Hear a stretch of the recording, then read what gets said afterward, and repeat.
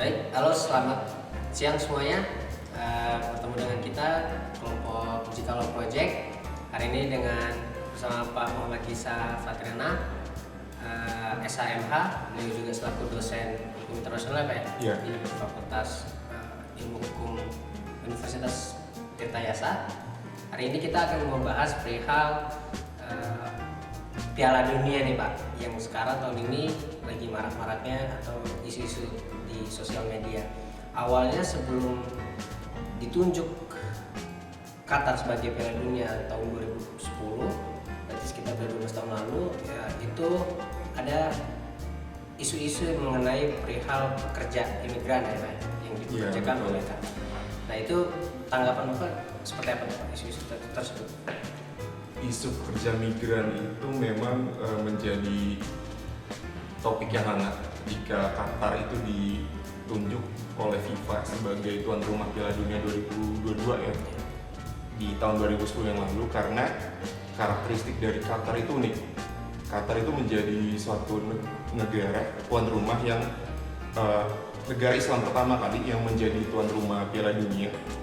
Nah itu dari sisi keagamaan aja sudah unik, itu udah pertama kali. Kemudian ada tentang kerja migrannya, karena Qatar ini penduduknya cukup sedikit, sedangkan sumber daya yang dimiliki Qatar besar, karena Qatar sebagai negara pengekspor minyak dengan jumlah penduduk yang kurang dari 5 juta. Nah itu menciptakan suatu permasalahan terkait dengan bagaimana Qatar mempersiapkan Piala Dunia ini gitu, masuk dengan pembangunan infrastrukturnya.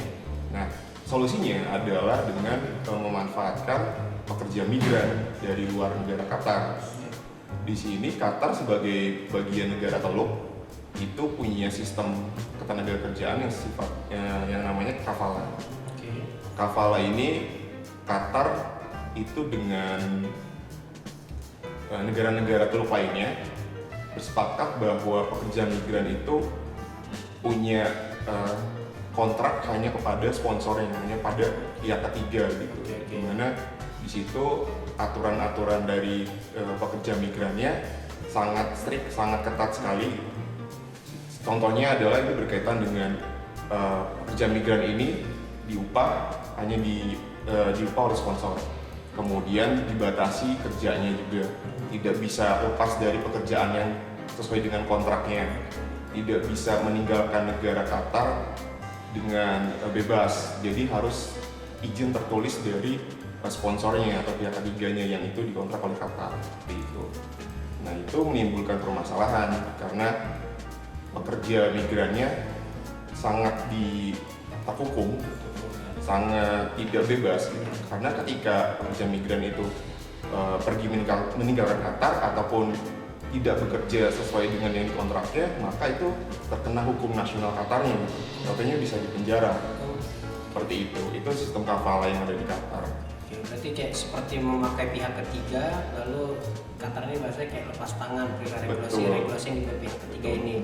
Jadi yang kasihan adalah pekerja-pekerja yang mensukseskan Piala Dunia itu ya. Oke.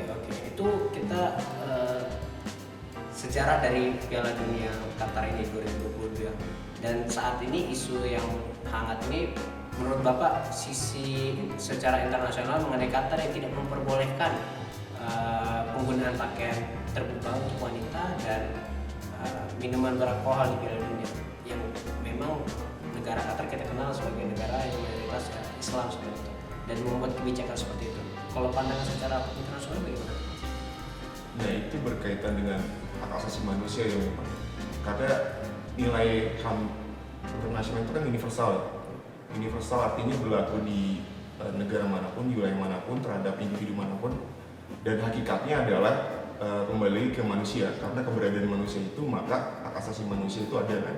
Tapi kita harus tahu juga bahwa dalam pelaksanaannya, penerapan itu, negara-negara itu bisa membatasi dari pelaksanaan hak asasi manusianya sesuai dengan karakteristik dari daerahnya, dari negaranya, dari masyarakat di negaranya, dan dari ideologi negaranya, dari hukum nasional negaranya.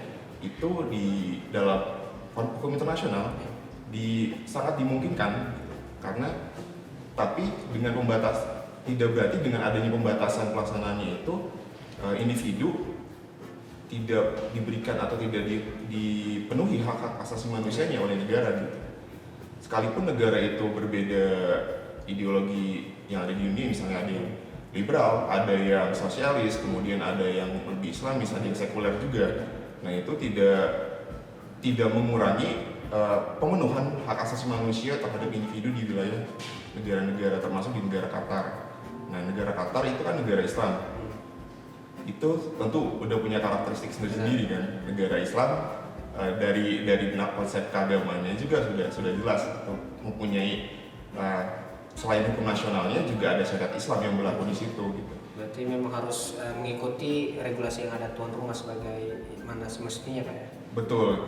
Mau tidak mau kita dalam penerapan HAM itu tidak bisa secara universal, tidak bisa sama, karena memungkinkan negara-negara dengan karakteristik khusus itu membatasi hak asasi manusianya, tapi tidak mengurangi, tapi hanya membatasi, tapi tidak mengurangi pemenuhan hak asasi manusianya, seperti itu.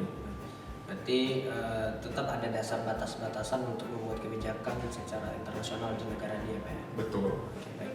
Mungkin untuk isu-isu Piala Dunia 2022 ini kita cukupkan. Terima kasih Pak Gisa atas materi atau pendapatnya yang bisa disampaikan ke kita semua. Mungkin saya tutup, ada closing statement semua Pak? Untuk terkait dengan Qatar, berkaitan dengan Piala Dunia, memang masyarakat internasional khususnya itu sangat gencar sekali ya terkait dengan hak asasi manusia, termasuk dengan pekerja migran dan juga pelaksanaan HAM di Qatar juga. Nah itu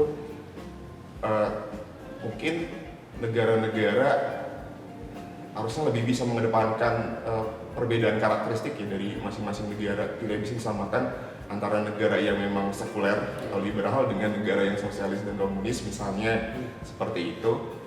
Maka ya masyarakat internasional mau tidak mau ya harus memahami hal itu, gitu. Memahami keberadaan karakteristik yang berbeda masing-masing negara, seperti itu. Itu kan yang menciptakan dinamika masyarakat internasional. Nah, itu kan yang menciptakan norma-norma hukum internasional yang tadinya norma-normanya itu kolonialisme dulu kan di dalam sejarah internasional, sekarang berubah, banyak negara-negara yang merdeka dan berdaulat, terutama setelah Perang Dunia Kedua. Nah itu masyarakat internasional harus menerima seperti itu. Gitu. Ada negara-negara yang baru dan merdeka yang memiliki karakteristik khusus, dan itu menciptakan warna yang lebih bervariasi di dalam hukum internasional, termasuk norma-norma dan ketentuannya seperti itu. Berarti harus lebih menerima beda kultur gitu. Betul. Di internasional. Baik, kita cukupkan. Terima kasih untuk teman-teman sudah menyaksikan video ini. Saya tutup. Selamat siang kembali.